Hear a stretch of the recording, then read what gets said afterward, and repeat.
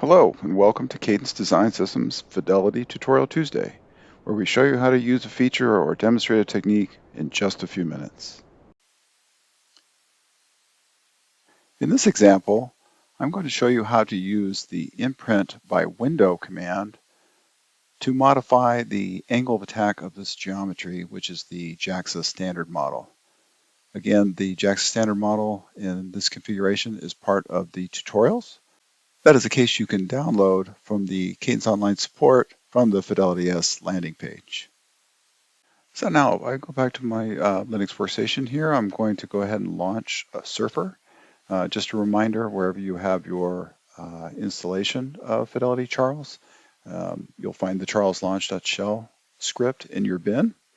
So I'm going to use that along with surfer.exe, and then I give it the geometry file that I want to read in using the --surf keyword, the format, which is sbin, and the file name, which is jsm.sbin.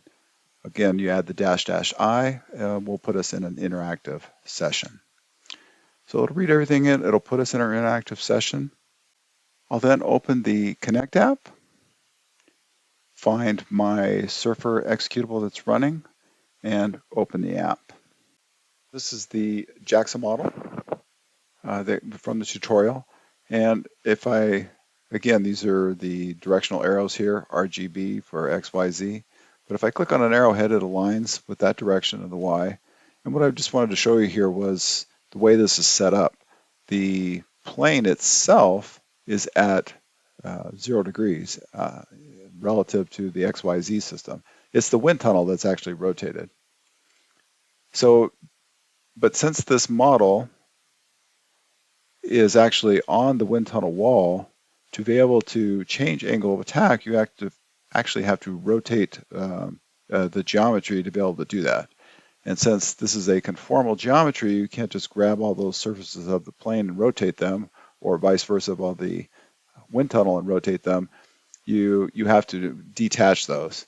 And that's what I'm going to use this imprint with a window command to be able to do. So again, if I go back to this Y view here, and just a reminder, under Views, Settings, you can come in here and select the different cardinal directions. I'm just going to go ahead and rotate this thing. I know it's at an alpha 18. That was the case that we were running. I'm just rotating my view so that I can see this in a planar view. So again, what I have to do is be able to separate this geometry. And that's where the imprint command comes in. And so if I go under Surfer to Surface Manipulation and down to Imprint, you'll see we have by plane, which we've done other examples by, but there's also this other tab that's by window. And that's what this symbol is here, is for this window. And what I'm able to do is I'm able just to come over here and I can actually just click and drag to form this window. And once I'm done, I let go of the mouse, and you'll see it'll populate those coordinates into this window for me.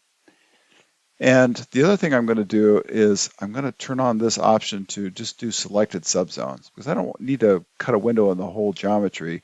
It's just on this one side panel that I need to do that. So I'm going to select that. I have my window defined, and I'm going to say Apply.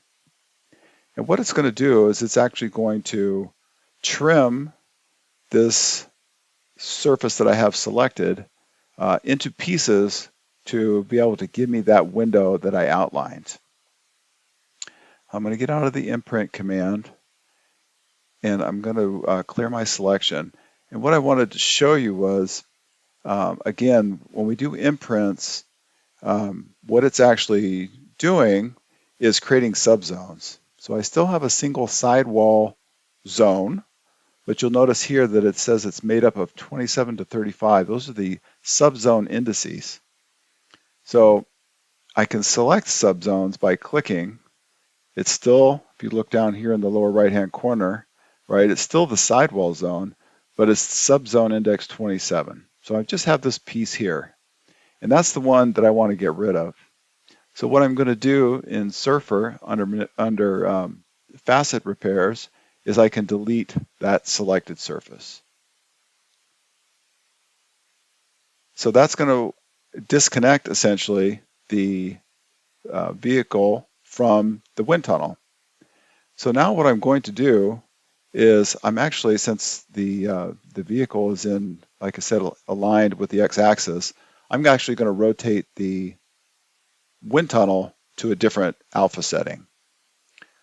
So I'm going to go into the Viz Center here, and I'm going to select all the pieces that make up the wind tunnel, which includes the walls, outlet, inlet, a couple of sidewalls, and then of course this sidewall domain that we just split a window out of.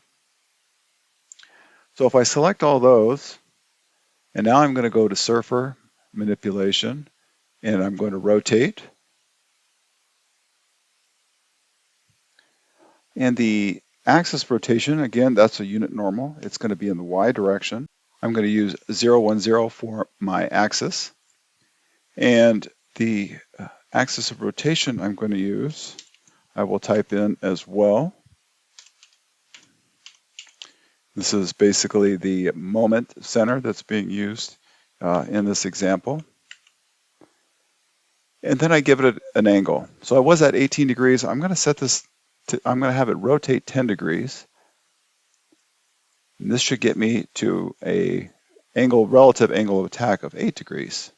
Now you can see what has moved. I'll go back to just a straight Y angle, and you can see that this angle has been reduced.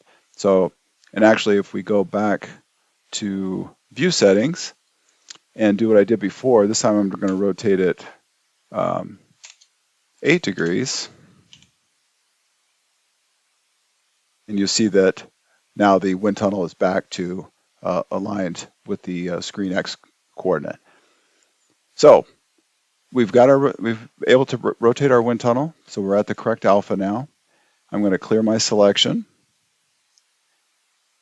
And now if we go under views and we turn our edges on, what we're going to see is we have open edges, right? We cut this window out. And so that has to be closed. So this is basically going to fill in that hole and make it a fully conformal geometry again with our new alpha. So remember, these blue edges mean they're open. They are selectable. So if I click, that's open edge subindex 1. And I click on the other one, and that's 0. They're both selected. And now I'm going to just fill that in. So if I go to Surfer, Edge Hole Repairs, and I say Close Open Edges, it's going to, and you can see it was successful up here in the right-hand corner, it's going to create a new surface in there for me and fill that in. And now my open edges are gone. If you like this video, please click the thumbs up button or subscribe to our channel for more videos like this. If you have any questions, comments, or suggestions, drop us a line down below or connect with us via LinkedIn, which is linked in the description. Thank you all and have a pleasant Tuesday.